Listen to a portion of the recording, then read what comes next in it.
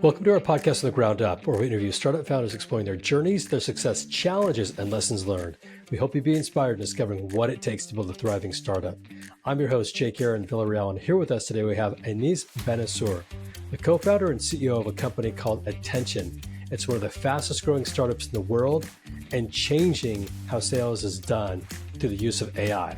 It's a fascinating story. Anis, welcome to the show.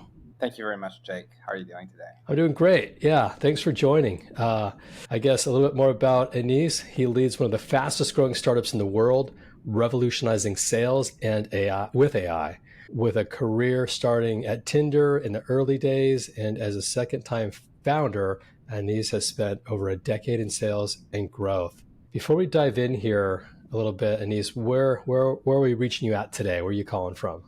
I'm in New York City. Great. Are you originally from there? No, I'm actually French. I grew up in London, studied in France, started also my career in France, and moved to New York in 2015. Great. International flavor. I love it. And in the startup space, which we spend a lot of time in, we're going to talk about your company and kind of where it's at in the market and the opportunities you see and what you're building. Before we do that, I want to take a step back and learn a little bit more about you. Walk us through maybe a little bit of your earlier, younger days in building technology companies or building startups, and then walk us through a little bit about Tinder and what you were doing for Tinder as they were scaling, globally. Yeah, of course. So I'll start talking about my earlier days. So I learned to code as a kid, like a lot of startup founders today. I learned to code at the age of 12 or 13 with tutorials in the internet. It was back in the early 2000s. And I very much got addicted to just writing code. I had like a lot of founders today, small businesses left and right. And then went to study in France, studied math and statistics, what they call it propelled, and went to one of the top schools. And actually, before Tinder, what happened was I first started off in investment banking. I don't really talk about it that much, but one of the first things that I learned in investment banking and merger and acquisitions was to work extremely hard, to work, insane hours, and to be extremely rigorous, which is something that everyone needs in their career, right? How can you be extremely serious, rigorous, paying attention to detail, but also have the ability to work these insane hours? That is something that you pick up and keep for life, right? Over time, what happened with Tinder was I had a good friend of mine in Paris who told me, "Hey, I actually just spoke with the founders of this new app." This was back in 2013, in summer. And so he was telling me I met the founders of this new app called Tinder. At the time, nobody was using it in France, and they want me to do all the growth and distribution in France, and I would love to know whether you're interested in working with me on that. And I signed up for the app. I tried it out. Couldn't see that many profiles, but very quickly I got addicted to it. And as my first passion for tech from my early days came back, I was thinking to myself, hey, actually, this might be a great idea and a great route for me to go back to the startup world. At the time, Tinder was, I think, 69 months old, and I thought it was going to be a great opportunity to work with founders. So I jumped in, worked with that friend of mine. We directly met with the founders of Tinder. At the time, Whitney Wolf, when she was still at Tinder before going to Bumble. And we were doing a lot of things that didn't scale. We were going around college campuses, spreading the word, sponsoring different clubs and events left and right, just to get very quick adoption of the product. And one of the things that we very quickly understood about Tinder was if you want to have a successful product within a marketplace like that, you need to get the hardest to get users, which are actually pretty girls. That's what happened with dating apps. If you got pretty girls on the app, a lot of people will join guys will join easily. All of the effort that we had to spend, all the money that we had to spend on marketing was all about getting pretty girls on that dating app. And it was a dream job, right? When you think about it, coming back from working 14 hours a day in investment banking and doing that, that sounds like a lot of fun. No But doubt. very quickly after, we had a great strategy that worked out really well. Very quickly after, 12 to 16, 18 months, I felt like my learning curve was stalling and it was not a very technical job. So at one point, I just wanted to start moving to the US because at the time, this was in 2015. If you wanted to be successful as a startup, you could not stay in France. I think things are changing today. They definitely are, but at the time, I didn't think so. And I was lucky enough to be born in the US, and that made me, a citizen, so an American citizen. So I took that chance right away, moved to New York in 2015, and started Mixer as a founder. That's great. And what did Mixer do? Yeah, so Mixer we iterated a lot actually on what we wanted to build in the early days, like a lot of startups. But eventually, what we built was a professional network for creatives. We were ahead of our time, but we really realized that a lot of creatives did not have any networks to connect with one another. It was the early days of Instagram, and it wasn't as much to connect with one another. They didn't really have that DM function to message each other, and you could not find other creatives that easily. So we ended up building one of the largest and fastest growing professional networks for creatives. And one of the things that I learned from Tinder was, again, if you want to build a successful marketplace, a successful network, you need to get to focus on the hardest to get users on your platform. And those were, at the end of the day, very successful, talented, well-known creatives. So we ended up having musicians like band members from The Strokes or Maroon 5, a lot of very famous and talented musicians, Oscar awarded filmmakers and directors, world class graphic designers, animators, and once we started getting all of those very hard to get creators on the platform, it started growing very fast. And in order to be able to do that, so Mixer was a bootstrap business. We didn't get any funding, just some angel funding at the beginning, but that was about it. We had to figure out how to get some of the hardest to get creators in the world to trust you with their media access on their phones, and also share their contacts on your app. And for that, you have to be an excellent growth hacker. You have to figure out a lot of things, how to get them to hear about you, then how to get them to trust you by signing up to your platform. And I learned a lot about being a world-class growth hacker during those 6 years. What do you have to give a creative that's at the top of their game to join a platform, really for free or whatever the cost would be? What do they get back from you? That's a great question. At the end of the day, everyone wants to network, right? There's always someone above you. There's always someone else that you want to get access to. When I would speak with, Albert Hammond Jr. from The Strokes, and he would tell me, hey, I'm always, as a musician, very much interested in people in other sorts of creative fields, filmmakers, and you get to connect with people that you don't really get to meet on a daily basis, that you actually have direct access to and that will respond to you. I remember there were examples of, I think I mentioned Maroon 5 earlier, their guitarist ending up working on an animation film with a top animator from our platform.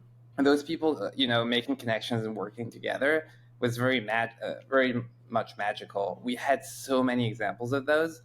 Photographers who were just in fashion going out and working with filmmakers, and you just had so many cross-discipline connections that were happening, and this is what a lot of our users were finding, getting out of their kind of like small circle of people. That's great. Yeah, I totally understand getting into a different ecosystem where connecting with others that you wouldn't necessarily get the access to would be really valuable. I'm going to actually ask you a question a little bit more about Tinder. What did you give the good-looking girls to join a platform that maybe they hadn't heard about, maybe didn't want to be on, but maybe there was some value that they would get out of it. What was the pitch to them there? Yeah, that's a great question. I remember it very well, actually, as if it was yesterday. So what we would do is we would have very good-looking people come with us and get these people to sign up on Tinder in real time. They would hand us their phones, and we would have these people create an account for them, right? And a lot of these the pitch that was given to them was, "Hey, do you want to find out who around you is interested in you, who around you likes you?" And the answer would be yes, of course. Everyone wants to know who likes me. I want to know who likes me. And so check out this app. It's one of the fastest growing apps in the US and actually in the world. It's called Tinder. You're gonna love it. You're gonna meet great people on it. And automatically people would be, it was very counterintuitive, but a lot of these pretty people were like, "Hey, you know what, I'm interested, I'll try it out." There was some of that. And then obviously when we would sponsor events, parties and so on, if what we would do is if you had signed up on the app and created a profile, you'd get into that party for free. And so obviously a lot of girls, pretty girls at least, would do it, right? Hey, why not? Like, I'll get my ticket for free and I'll get free drinks if I have this app. I'll do it. Yeah, that's great. Yeah, it's always curious to me how some of the growth hacking strategies work and what really can be scalable. It sounds like you have to do a lot of pounding the pavement with that type of strategy, but ultimately it starts to build and you get awareness and traction. So really cool. Let's switch gears to your current company, Attention. What was the idea behind what you created, what you have today, and just kind of walk us through how that evolved? Yeah. So I'll take a step back and just finish the story about Mixer, which is Yeah. our journey at Mixer. We started making a lot of money from user subscriptions. But then at one point, we realized that if we really wanted our business to make a lot more revenue, we needed to start selling B2B subscriptions. And the only route to go after thinking a lot about it was selling job postings on the platform to creative teams, to creative studios and companies, just like the same business model as LinkedIn in a way. And so we started building over at Mixer a sales team that will go after these companies, reach out to them, and try to close them for yearly subscriptions. At the time, I learned a lot about sales and understanding how to close enterprise clients. And we did, we closed companies like Capital One, Square, Cartier, Havas Media, and so on. And we saw a lot of the frictions, right? Like we brought in a sales leader who got us our first CRM, Salesforce, and we realized that Salesforce was never actually filled out. And also, no one in the team was asking the right questions on discovery calls. And there were so many problems that we felt like we could have solved with the right technology. And we figured out that no one was really doing it well. So when after exiting Mixer in 2021, I kind of had a pretty good idea of what I wanted to build. And I also met my co-founder, Mattia, who was the founder of Swipecast, our biggest competitor, who also was dealing with the same challenges. So we went in together and decided to build AI for sales. That's very broad. What does that mean? That means at the end of the day, for us at least, filling out your CRM automatically with AI right after your calls, and coaching, right? Making sure that your reps are getting better and better. They're getting that 1% improvement every single day, and that they're ending up becoming the best at their craft, right? And so that's what we did. We went in, our wedge was automatically filling in Salesforce. Everyone hates filling in their CRM. And that pain was big and resonated very well, was a must have for any single sales leader. And so we started selling that. And as we were selling that feature, we kept on building and iterating other features that improved coaching capabilities for sales. That's great. Yeah. I spent a lot of time selling technology when I was at Oracle, and I can tell you when Oracle transitioned to add apps to their platform, CRM was one of them. And I remember the managers hounding us to just put the data in the platform so they could understand the forecast. And it was like the last thing you wanted to do after a sales day is to go back and get all your notes and put it all in the application and then It wasn't as valuable at the time you thought for yourself. It was more for management. Um, but yeah, I can understand that problem. A lot of companies have sales teams. Walk us through the different personas of how your product helps. So let's start maybe with the sales rep. You talked a little bit about that. Is it the conversations they're having that's pulling the data into the platform? Walk us through exactly how it works. So very simple. At the sales rep level, they have a conversation like this one.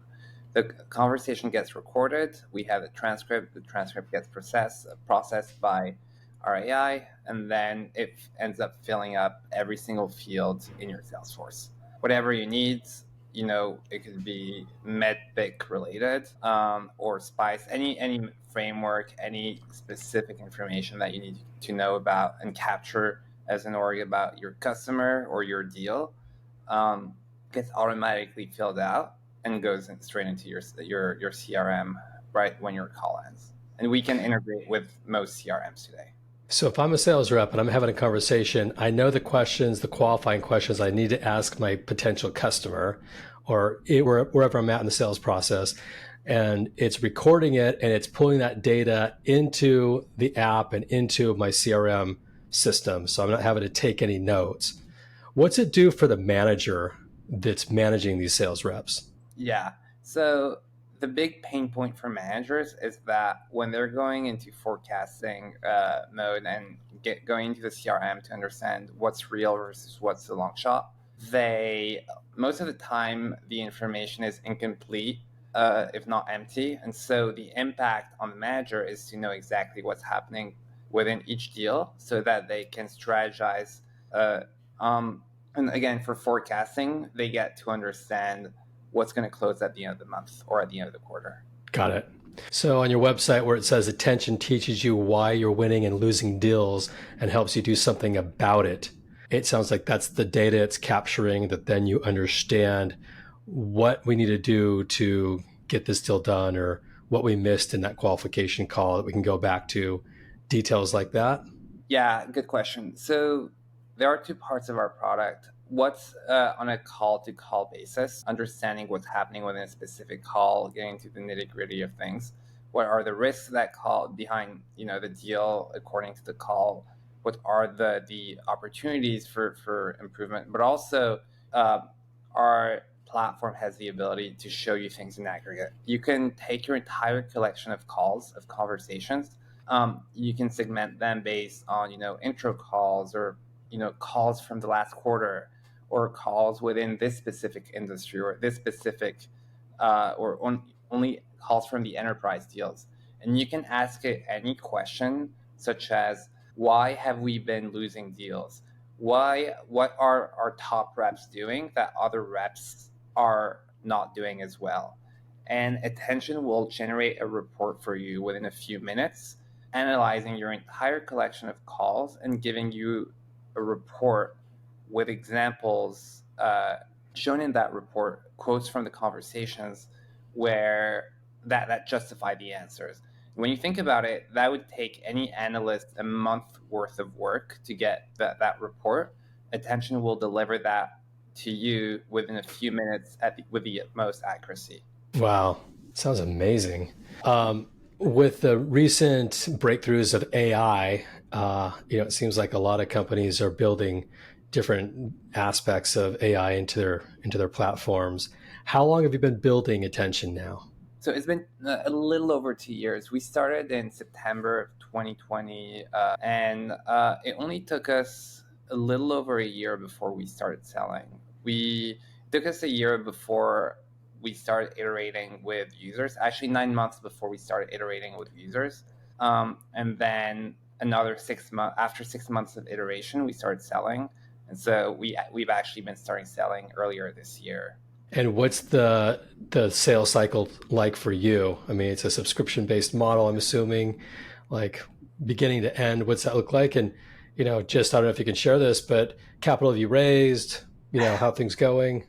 Yeah, so publicly we've raised $3.1 million from some incredible VCs. ENIAC Ventures, based here in New York, and First, based in France, and a few other ones, Mashmeyer Ventures, Liquid 2 Ventures, and Right Ventures. and also a bunch of founders, the founders of Ramp, the founders of TrueWork, the founders of CB Insights, and so on. Now, when it comes to deal cycles, it's all over the place. It's interesting. I would say that on average, we close deals within 2 to 4 weeks. But then we've seen also six-figure deals that close within 5 days, Wow. and then also you know five-figure low five-figure deals that took months just because the company took forever to close. But the average would be 2 to 4 weeks, and we've been using our own software to optimize deal velocity and actual the ratio, the ACV over deal velocity ratio. We've been closing bigger and bigger deals over time in faster and faster moments because our software has been teaching every single one of our sales reps, including myself, how to create enough urgency for each one of your deals and how to be able to move things forward very quickly. What's the outreach functionality like for your platform? Say I've had a call, notes are uploaded. You got to get on to the next call. You're going on to the next process. And by the way, I got to go back and I got to fire out an email. I got to maybe set up another scheduled call. What functionality does your platform have there? Yeah. So every experience is going to be different based on how much pipeline you have, how many leads you have to deal with. But typically, let's say you finish your call, you have to jump on the next call and so on whenever you have a free moment, instead of going in and typing in all the information manually into Salesforce. You click three buttons and everything gets pushed directly. You can even have it fully automated. If you need to write a follow-up email to your customer, our attention will actually replicate your best emails sent out within specific templates and write those emails for you, have them in your inbox as a draft, and all you have to do is review it and send it, or have it automatically sent. There's a lot of where a lot of what we see from a lot of our customers is that they want to have the human in the loop part at the end of the process before pushing to the CRM, sending the information, or sending the email to the client. While some others just say, hey, this looks great to me, just have it always auto push to CRM, always send the email automatically.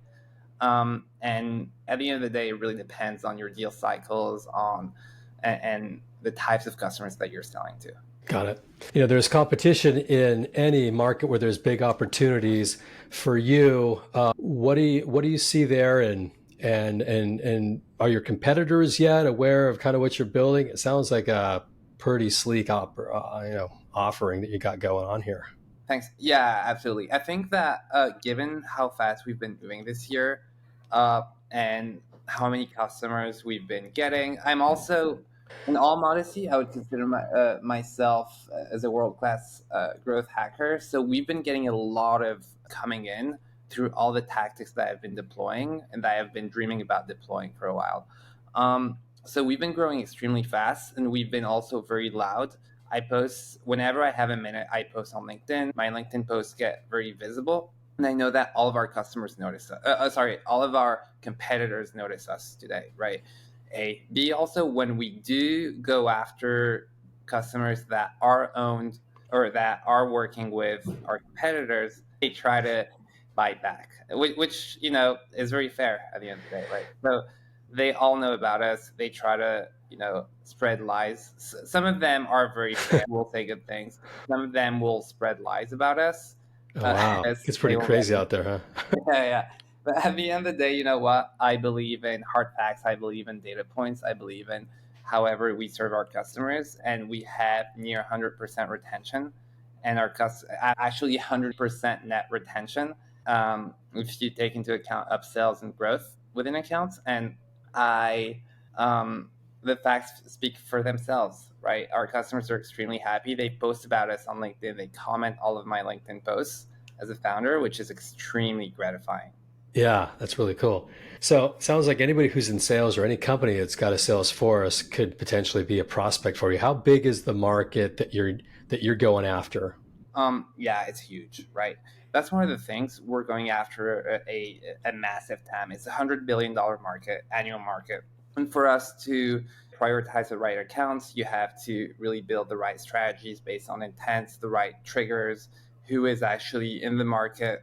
You have to prioritize things so that you're able to close the bigger deals in the shortest amount of time. And for that, you have to be extremely thoughtful. Yeah. It's fascinating what you're creating. We hear all the time it's not just the founders that make a company great, but the people they decide to hire. How do you filter for talent to ensure you get it right as you're scaling your company? That's super interesting. I actually spent a lot of time thinking about this, almost with the intensity of a world class chess player. So here's the thing: I believe that you have to be extremely careful about who you hire and who you bring into your company. You have to. The biggest filter that I look for when hiring someone is, are they on a quest for excellence? I think that is extremely important. Have they demonstrated in their past lives that they've tried to be the best at their craft, that they're trying to be the best in the world at what they do? And if the answer is yes, right, if they're obsessed with being the best, then at that point, that is the very first filter for talent. And as a matter of fact, I mean, one of our sales reps, Connor, uh, was at one point the highest paid professional frisbee player in the world. Wow. Yeah, and when he shared that story, and we found out it was true, I was like, okay, I want this guy in my team. Right. Every single one of our engineers today, I just had our monthly one-on-one with our engineers, and they are absolutely obsessed with their work. They work.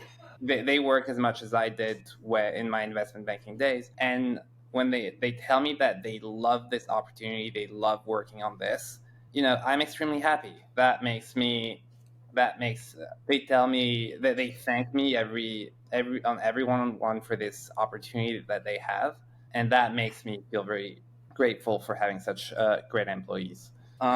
So yeah, quest for excellence and obsession for their job, I would say those are the And main two. And I would say the last thing is that all of the next employees that we're going to hire are going to be mirroring the first 10 employees that we have. So that's why we have to make sure that every single next person that we add is fully bought into these values, so that the next ones very much reflect the people that we currently have in the company. makes sense. So as a company today, are you all in New York City? Are you distributed? So for the non-engineers, every single one is in New York City. My co-founder and CTO is also in New York City, and then we have a hub of engineers actually in Latin America, an office in Colombia, Medellin, where my co-founder has a very strong network of engineers there, and so our VP of engineering and all of our engineers are there. They're all That's in the same office. They're all in the same office in Medellin, and we're pretty strict about in-office culture. That's great. Really smart too. I like the labor distribution, and if you look at remote, sometimes it's harder to create culture. But if you're in office, maybe it's a little bit different. Culture for some founders is very important from the beginning as they start their company. How do you define company culture, and what's worked for you in building culture across really in some ways a distributed model, but also in office?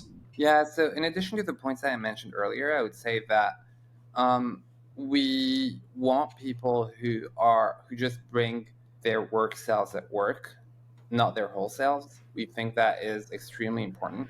All we want to hear about is, what you have to say about your work, your projects. I don't want to hear about your political views. I don't want to hear about your religious views. I don't want to hear about your personal causes or anything like that. Neither me nor anyone else in the office. So all of this, you should not bring it to the office. A. B, the second thing is, we want you to always, to execute everything that you have to execute with the utmost confidence. But once it's executed, just self-reflect and think, how could I have done this better? That's extremely important. If you Once you execute things, if you don't take the time to think about what you did and what you could have done better, you're never going to be able to improve. And so that is also that very core value is also um, built within our product, right? At the end of the day, the whole coaching side of our product is all about how can you improve every single day by 1% so that you get to excellence. Yeah, makes a lot of sense. As you look out in the world now, there's companies that are starting every day, lots of startups, lots of companies in technology, lots of opportunities to sell products. How do you think the world of startups is going to evolve?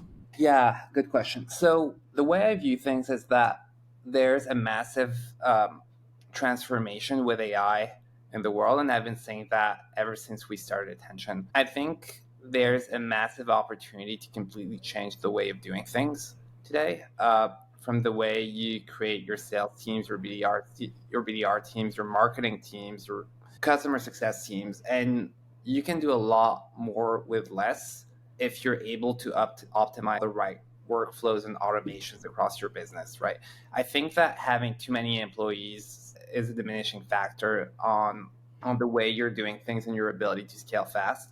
And so if you're able to reinvent the wheel, especially with AI and with all the new automations that are possible today, you can build a massive business with a tenth of the workforce. And so I'm starting to see this across a lot of smaller startups that are getting uh, to pretty big revenue numbers with under 10 people, right? And very few businesses are able to do this. So I do think that a lot of the businesses that have been starting in the last year or so are going to be able to do it, while a lot of the incumbents are going to get stuck in the old ways of doing things. Yeah, yeah, I hear you. Yeah, there's a lot of discussions around path to profitability and not just raise a lot of capital and grow and we'll find product market fit at some point. It's investors want to see the traction. They want to see how you're going to help return their investment and ultimately bring in a good product to market that's solving a real problem, not just a nice to have problem. Today, in the phase and life cycle of your company, what keeps you up at night? Yeah, man, so many things. I think overall, how can we sustain our growth rate? We have an incredible growth rate, and what really keeps me up at night is how can we that same growth rate every single month for the next months and quarters.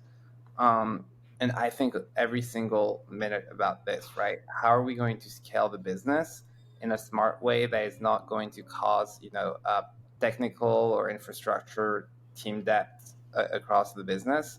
How are we going to make sure that we're able to serve our growing amount of customers in a very smart way without having too many bottlenecks? At the end of the day, we have, like any other business, we have problems every single day, every single week, and they change, right? Just this morning, I had a problem where a legacy incumbent was spreading lies about us and trying to get back on a deal that we're about to win. And how do I put all of my energy and my focus to win against them, right? So there are a lot of battles, and I have to every single day win these battles. And yeah, I can there. A lot going on. I like it. It sounds like I can hear your passion. It sounds like you're onto something really cool. I'm going to switch gears here to really three questions. We call them three questions or just a simple question, simple response.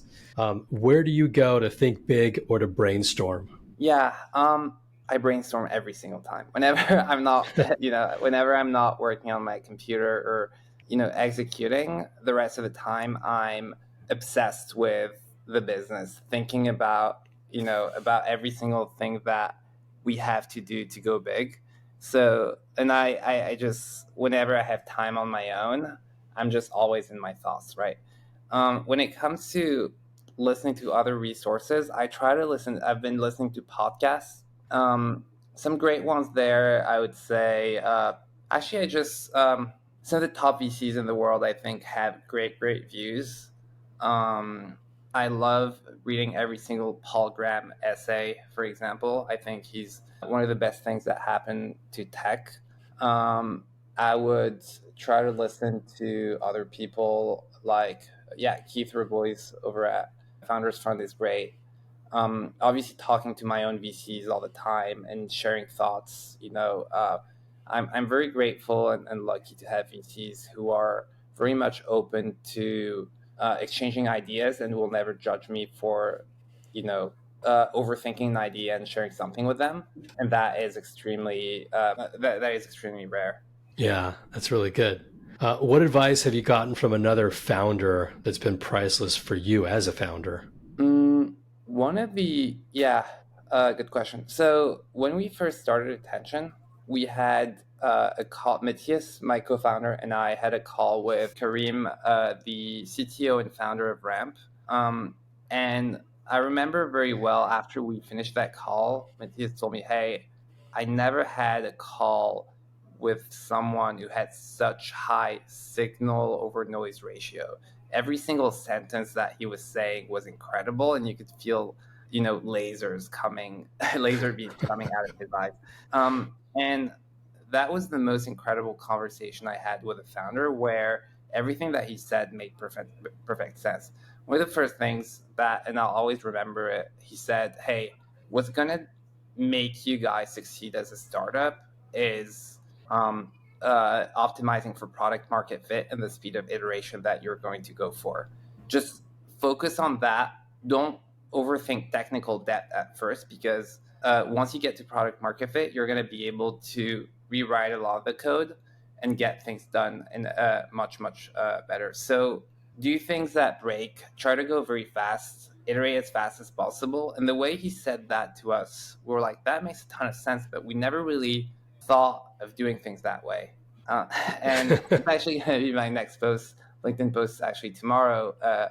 But one of the things that we did was, when we had several ideas that we wanted to test out. And one of the hacks that Matthias and I had at the time was, hey, we could try to build something and try to sell it, but that's going to take time and resources and so on.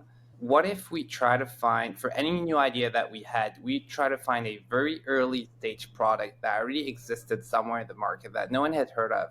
We would sign up for it. We would remove the logo from the product, do an inspect delete element, and try to demo it to potential customers and see if they would buy it or not. And that allowed us, within a few minutes, to find out which idea was good or not, and to just eliminate a lot of bad ideas that we could have had, because those were deemed as nice to haves by. Wow, that's amazing. Good piece of advice. What works for you in staying positive when the business is going through challenging times or its ups and downs? I think we went through so many ups and downs that I'm almost. Let's put it this way: in the first business that I had, I went through so many downs. There were times where, I had to just eat pasta and butter every single day in order to survive, and that I went through such low downs there. And trying to bootstrap and scale a business for 6 years, you become a real hustler. And so when you go through those times, those mark you forever, and they make you unstoppable as a founder. And so today, when I go through any down, I always remember through the very tough times I went to as a first time founder. And I just think to myself, it's okay. We're going to solve it. Stay optimistic. Tomorrow is going to be a better day. Yeah, I like that perspective. Sounds like you're battle tested and you've got a lot to look forward to from that experience moving forward. As you look at to 2024, what's on the roadmap for Attention? What are you excited about? Yeah, one of the things that I'm very grateful for is seeing how much my team has been growing personally and professionally every single month. I feel like I'm discovering new people because they're getting so good. So that at what they're doing, and that is incredible. And I'm very much excited about this. I'm very much excited about growing the size of our org, to a reasonable extent, with excellent people who will be challenging us and who will be pushing us to being better versions of ourselves. That's kind of like one of the biggest things that I'm excited about. And then obviously 10xing our customer base and our revenue base, and maintaining our product market fit. Yeah, that's really cool. Well, Anis, I'm so excited that we've had a chance to chat here and you came on and are able to tell your story. If people want to find you or find attention, where do they go? Yeah, so attention.tech, as in technology, that's our website. If they want to find me, don't email me. My inbox is destroyed. Let me make LinkedIn connection or follow me on LinkedIn. I can respond there. Great. Well, thanks so much for coming on today. And thanks for all the listeners for listening. It means the world to us. You spent your time with us. My name is Jake Aaron Villarreal. I want to thank you for joining and look forward to catching up with everyone on the next episode. Until then, take care. Thank you, Jake. Bye.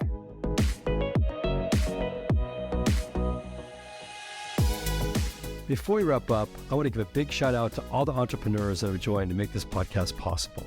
And for all the listeners for listening. It means the world to me that you chose to spend your time with us today. I'm your host, Jake Aaron Villarreal, signing off for now, but can't wait to connect with you all soon on the next episode. Take care. This show is sponsored by Match Relevant, a company that helps venture-backed startups find the best people in the market, and they do it in 3 simple steps. First, they sit down with founders to understand their story. Second, they tell their story into multiple candidate channels. And third, they schedule interviews within 48 hours. Find us at matchrelevant.com to learn more about how we do it.